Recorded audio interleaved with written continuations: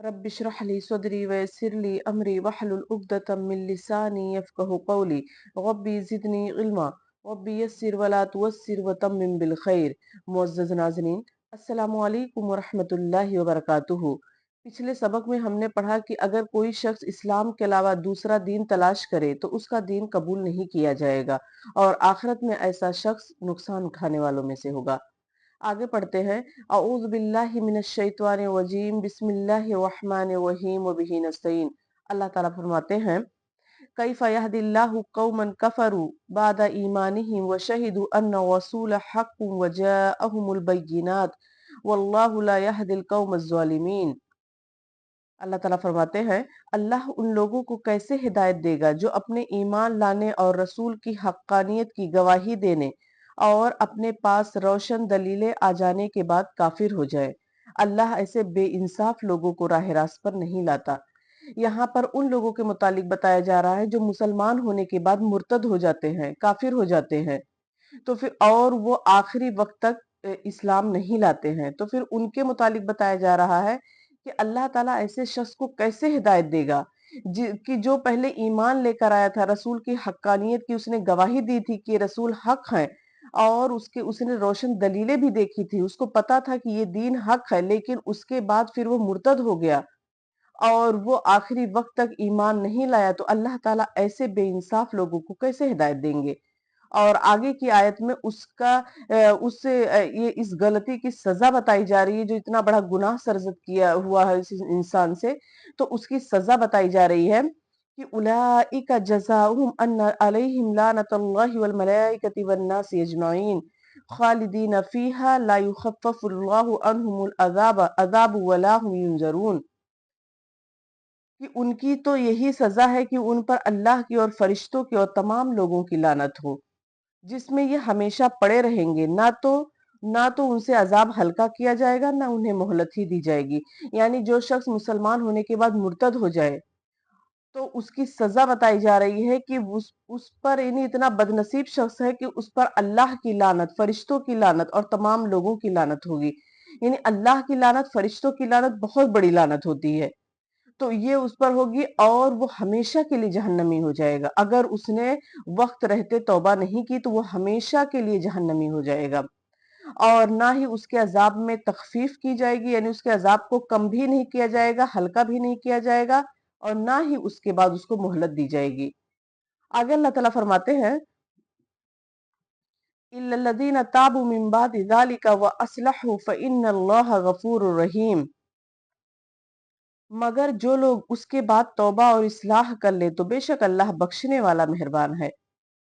यानी अगर कोई शख्स मुसलमान होने के बाद मुर्तद हो गया, लेकिन उसको फिर एहसास हुआ कि उसने बहुत बड़ा गुनाह कर लिया है, तो उसको शर्मिंदगी हुई, लिहाजा उसने अल्लाह के हुजूर तौबा की, सच्चे दिल से तौबा की और अपनी इस्लाह कर ली, तो फिर अल्लाह ताला उसके मुतालिक कुरान कहता है कि अल्लाह ताला गफूरुर रहीम है। यानी अल्लाह ताला की सिफत है कि वो बख्शने वाला मेहरबान है। अगर कोई शख्स जो है सच्चे दिल से तौबा कर ले तो अल्लाह ताला उसको बख्श देते हैं, उसको माफ कर देते हैं।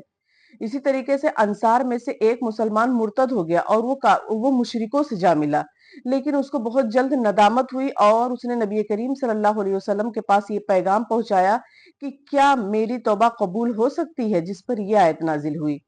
कि मुर्तद की सजा अगरचे बहुत सख्त है कि उसने हक रोशन दलीलें देखने के बाद अब सिर्फ अपने बुग़्ज़ और इनाद की वजह से उसने हक से इनकार किया, लेकिन अगर वो सच्चे दिल से, खुलूस नियत से अगर वो अल्लाह के हुजूर तौबा करता है तो फिर अल्लाह ताला बख्श देंगे, उसको माफ कर देंगे, उनके उसके गुनाहों को बख्श देंगे, क्योंकि अल्लाह की सिफत है कि वो गफूर रहीम है। आगे अल्लाह ताला फरमाते हैं, इन्नल्लज़ीना कफरू बादा ईमानिहिम सुम्मा ज़दादू कुफ्रन लन तुक़बला तौबतहुम व उलाइका हुमुज़्ज़ालिमून। बेशक जो लोग अपने ईमान लाने के बाद कुफ्र करें फिर वो कुफ्र में बढ़ जाए, उनकी तौबा हरगिज हरगिज कबूल ना की जाएगी। यहाँ तौबा से मुराद वो तौबा है जो आखिरी सांस की, आखिरी वक्त की तौबा होती है। यानी जब इंसान नज़ा के हालत में पहुंच जाता है, जब जाकनी का वक्त होता है, उस वक्त अगर इंसान तौबा करे तो उसकी तौबा कबूल नहीं होती है, क्योंकि तौबा का दरवाजा बंद हो जाता है। वैसे तौबा का दरवाजा चौबीसों घंटा खुला रहता, हर वक्त खुला रहता है, لیکن جب انسان کے موت کا وقت قریب آتا ہے، جب وہ بالکل آخری سانس لے رہا ہوتا ہے، جب اس پر غرغر طاری ہوتا ہے، جب اس پر نزا کی حالت طاری ہوتی ہے، اس وقت اگر وہ توبہ کرے تو اس کی توبہ قبول نہیں ہوتی ہے، کیونکہ وہ فرشتوں کو دیکھنے لگتا ہے اور اس کو اپنا انجام پتہ چل جاتا ہے۔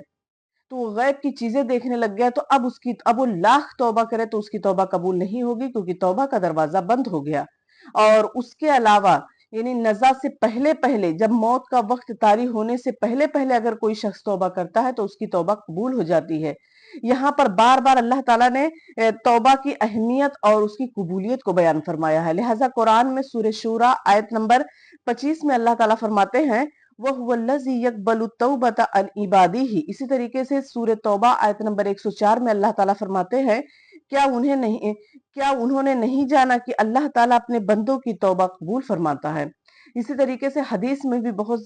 اس کی توبہ کی بہت زیادہ وضاحت بیان کی گئی ہے۔ اور اللہ تعالیٰ اس وقت کی توبہ نہیں قبول فرماتے ہیں جب انسان بالکل آخری سانس لے رہا ہو، جیسا کہ سورہ نساء آیت نمبر 18 میں اللہ تعالیٰ فرماتے ہیں کہ ان کی توبہ قبول نہیں جو برائی کرتے رہتے ہیں، حتیٰ کہ جب ان میں سے ایک کو موت پہنچتی ہے تو کہتا ہے میری توبہ۔ اسی طریقے سے حدیث میں بھی آتا ہے، مسند احمد کی حدیث ہے کہ اللہ تعالیٰ بندے کی توبہ اس وقت تک قبول کرتا ہے جب تک اس پر حالت نزا طاری نہیں ہو جاتی، یعنی جاکنی کے وقت کی توبہ قبول نہیں ہوتی ہے، کیونکہ اس وقت توبہ کا دروازہ بند ہو جاتا ہے۔ اور آگے اللہ تعالیٰ فرماتے ہیں ان الذین کفروا وماتوا وهم کفار فلن يقبل من احد ملء الارض ذهبا ولو افتدى به اولئک لهم عذاب علیم وما لهم من ناصرین۔ ہاں، جو لوگ کفر کرے اور مرتے دم تک کافر رہیں، ان میں سے کوئی اگر زمین بھر سونا دے گو فدیے میں ہی ہو تو بھی ہرگز قبول نہ کیا جائے گا۔ یہی لوگ ہیں جن کے لیے تکلیف دینے والا عذاب ہے اور جن کا کوئی مددگار نہیں۔ صحیح بخاری کی حدیث ہے کہ قیامت والے دن اللہ تعالیٰ سب سے ہلکے والے جہنمی کو، سب سے ہلکے ترین جہنمی کو اللہ تعالیٰ اس کو بلائیں گے اور اس سے پوچھیں گے کہ اگر تمہیں دنیا بھر کا سامان دے دیا جائے تو کیا تم اس سامان کے بدلے اس جہنم کی آگ کے بدلے وہ سامان دینا پسند کرو گے؟ تو وہ کہے گا ہاں، تو اللہ تعالیٰ فرمائیں گے کہ میں نے تم سے اس سے کہیں زیادہ آسان چیز کا مطالبہ کیا تھا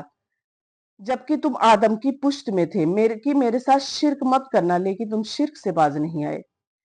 یعنی اس سے پتا چلا کہ جو کافر ہے اس کے لیے جہنم کا دائمی عذاب ہے، وہ کبھی بھی جہنم سے نہیں نکل سکتا۔ اور دوسری بات یہ کہ اگر کوئی شخص اچھا اعمال کیا ہے تو پھر اس کو دنیا میں اس کی جزا دے دی جائے گی، جیسا کہ صحیح مسلم کی حدیث ہے کہ عبداللہ بن جدعان کے متعلق پوچھا گیا کہ وہ بہت مہمان نواز، غریب پرور اور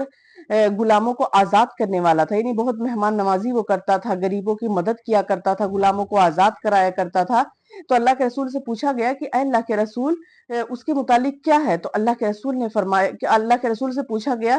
کہ کیا یہ اعمال اسے نفع دیں گے؟ تو اللہ کے رسول نے فرمایا نہیں، کیونکہ اس نے ایک دن بھی اپنے رب سے اپنے گناہوں کی توبہ نہیں کی، یعنی ایک دن بھی اس نے اپنے رب سے اپنے گناہوں کی توبہ نہیں کی، اپنے گناہوں سے معافی نہیں مانگی، ایک دن بھی اپنے رب سے نہیں مانگی، لہٰذا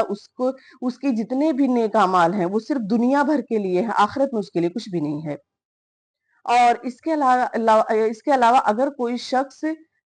اگر کوئی شخص سونے اور پورا سونے کا پہاڑ بھی اگر دے کر جہنم کی آگ سے چھٹکارا حاصل کرنا چاہے تو ایسا بالکل بھی نہیں ہوگا۔ پہلی بات تو یہ تمام چیزیں وہاں پر ہوں گی نہیں، لیکن اگر ہوتی بھی تبھی قابل قبول نہیں ہوتی،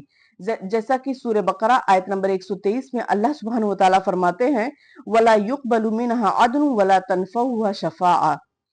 کہ نہ اس سے کوئی معاوضہ قبول کیا جائے گا اور نہ ہی کوئی سفارش اسے فائدہ پہنچائے گی۔ اسی طریقے سے سورہ ابراہیم آیت نمبر 31 میں اللہ تعالیٰ فرماتے ہیں لا بیع فیہ ولا خلال، کہ نہ اس دن کوئی خرید و فروخت ہوگی، نہ دوستی ہی کام آئے گی۔ یعنی اس سے پتا چلا کہ اگر انسان آخری دم تک اگر مرنے سے پہلے تک اپنے گناہوں کی توبہ نہیں کرتا ہے تو پھر اس کے لیے آخرت میں دائمی عذاب ہے اور وہ ہمیشہ کے لیے جہنمی ہو جائے گا۔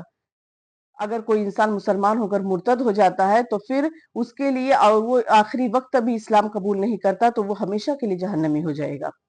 آخر میں اللہ تعالیٰ سے دعا ہے کہ اللہ تعالیٰ ہمیں اسلام پر قائم رکھے، ہمارا خاتمہ بالخیر کرے، اور ہمیں ایمان کی حالت میں دنیا سے لے کر جائے۔ آمین۔ وآخر دعوانا الحمد للہ رب العالمین۔ السلام علیکم ورحمۃ اللہ وبرکاتہ۔